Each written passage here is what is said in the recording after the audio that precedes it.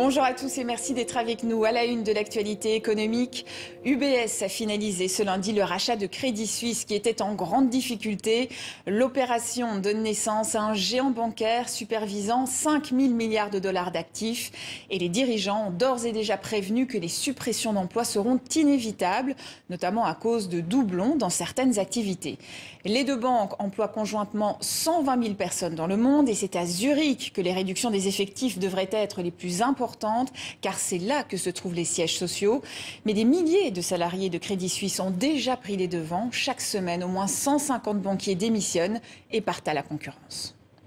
On en vient à ce rapport édifiant sur la contrefaçon. Un tiers des Européens jugent acceptable d'acheter des produits contrefaits.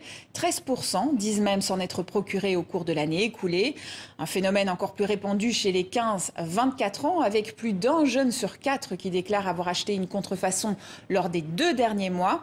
Pour justifier ce choix, les personnes interrogées mettent en avant le prix trop élevé.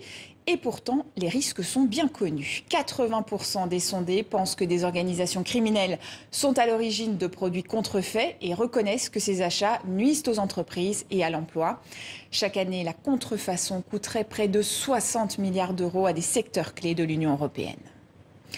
Au Nigeria, c'est bientôt la fin du carburant subventionné. Une mesure très impopulaire promise par le président Bola Tinubu lors de sa campagne et préconisée par le FMI et la Banque mondiale. Elle doit entrer en vigueur le mois prochain, mais elle a déjà entraîné une ruée dans les stations-service et une explosion des tarifs. Ils ont triplé en quelques jours.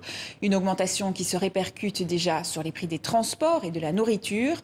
Le Nigeria est l'un des plus gros producteurs de pétrole en Afrique, mais il est contraint d'échanger son brut contre du carburant importé en raison de la défaillance de ses raffineries.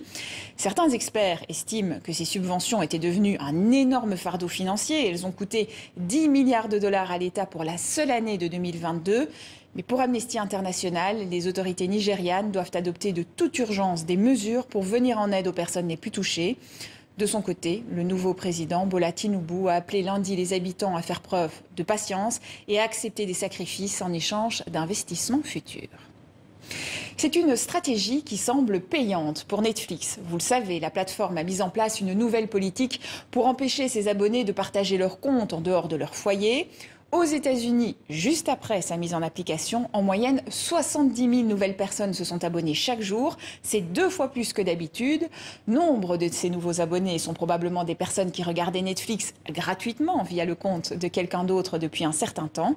Reste à savoir si la réponse sera la même en Europe. Et c'est la fin de ce journal de l'économie. Merci à vous pour votre fidélité et à demain.